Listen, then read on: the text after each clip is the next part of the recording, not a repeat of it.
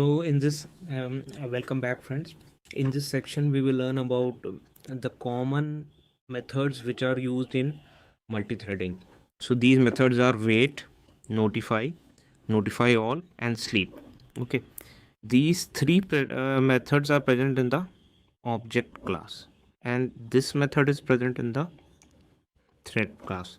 So we will also learn why these methods are present in the object class. Why are they not all of them present in the thread class if they are related to multi-threading? Okay. So let's learn about the wait method. Okay. So suppose we have an object and we have some threads T1, T2, T3, T4. So this method has this object is created using the class C1. For example, I'm saying C1 has two methods, M1 and M2. Okay. And both these M1 and M2 methods have synchronized keyword added to these methods, which means that only one thread will be able to execute any one of these methods at a time. Okay. Because any of the threads T1, T2, T3, T4, when they want to execute this method, they will have to obtain a lock of this object, and only one thread can acquire a lock at a time.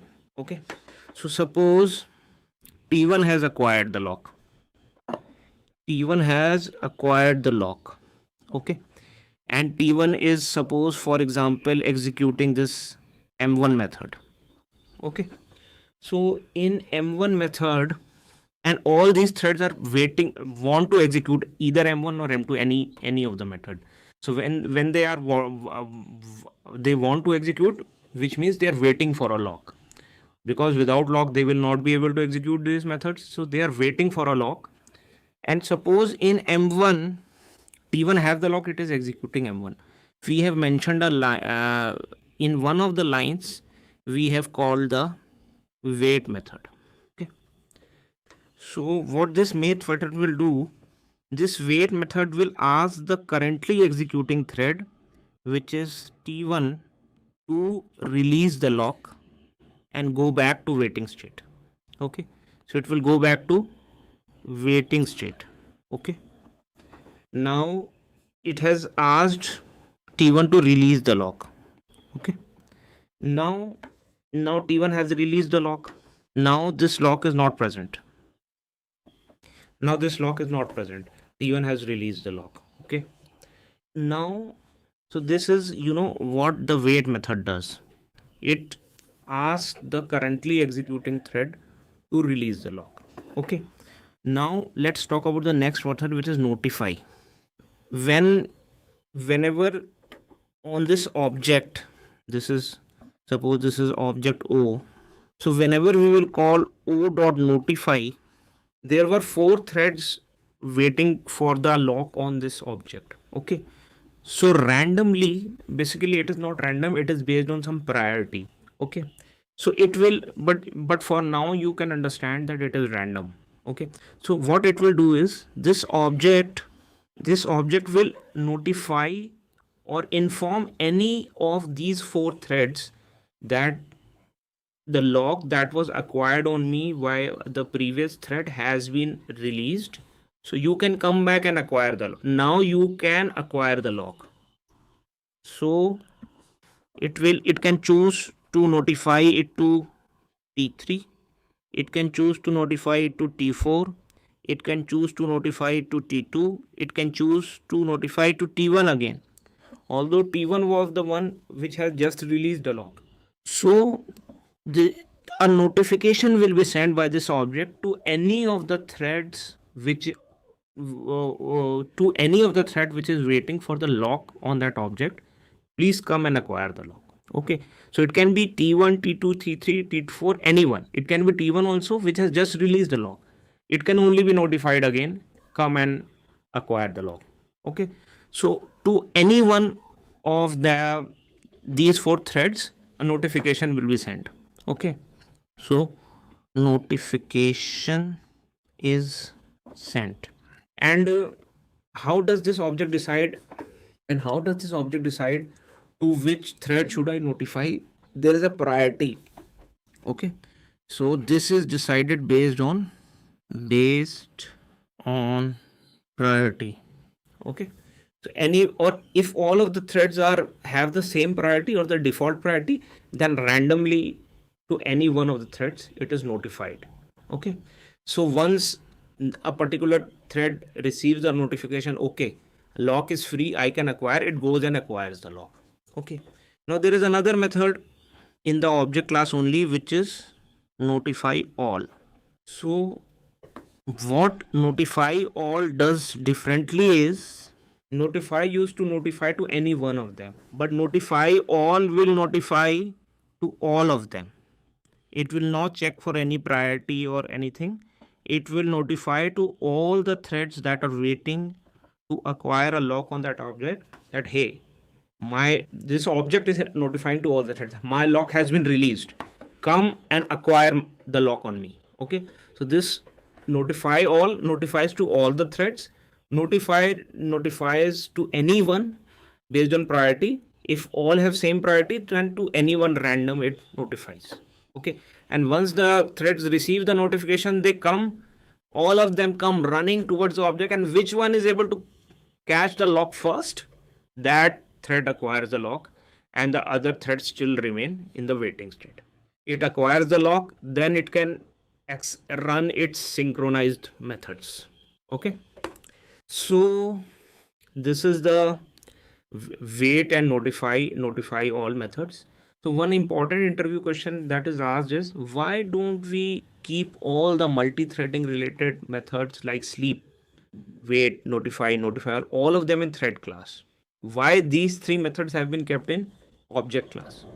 And the answer to this question is, because the object class can only know that which thread is currently holding the lock. It can only ask it to release the lock, and it can only know that how many threads are waiting all around me to acquire a lock on me. Okay, so for example, there is a beautiful girl that took admission in our college. So all the young boys are trying to be have a friendship with that girl. So that girl only can know that how many guys are rotating around me or are trying to be my friend. Similarly, the object can only know how many threads are waiting for my lock. Okay, that is why these threads are these methods have been kept in the object class. Now there is another method which is sleep method. Okay, now this method does something different and special. So this method, it can be called on T1 thread, T2, T3, T4, whichever one it is being called. Now what it does, it pauses the thread without releasing the lock. Okay, it pauses the thread without releasing the lock, so other threads can still not acquire the lock. They will all still remain in waiting state, because this T1, if T1 has the lock, it is already executing any of the methods, it will not release the lock. It will simply pause its current execution, but it will not release the lock so that other threads can come and acquire the lock. Okay, so this is what this thread does. So this is what the sleep method does. Now there is an extension of this as well, where we can say t1 dot sleep, and we can pass 1000. So this will again do the same job, but for 1000 millisecond. So this will again do the same job, but it will only sleep for 1000 milliseconds. So basically the threads enter a timed waiting state. Okay, we already saw what are the thread states, so you can revisit this chapter if you have some confusion. But this is what these four methods do. Now we'll also do a code example on this. Okay, so let's do an example on wait notify. So for this wait and notify, I have this class which is a shared resource. It has only one property to represent its state. We can have multiple properties. Here you are just taken one property. It is a boolean property. Okay, so there are two methods in this class, both of them are synchronized. Okay, so one is produce and one is consume. Okay, so in consume, what we are doing is, if this data ready is false, then we are calling wait on it. Okay, and then at a later point we are doing a sys out. Okay, and in produce, what we are doing is, we are setting this data ready to be true, and we are calling the notify method. Okay, in one of the methods we are calling wait, and in other method at the end we are calling notify. Okay, so I have created two threads on the same, and both are calling, one is calling consume, which is this method, and other is calling produce, which is this method. Okay, so both of them are calling these two methods, both of these threads are calling these two methods in a new thread. Okay, so I'm starting consume, and then I'm starting produce. Okay, editor, please remove this comment. First I'm starting consume, and then I'm starting produce. Okay, so let's debug this program. When I debug, you see consume is called, and then produce is called.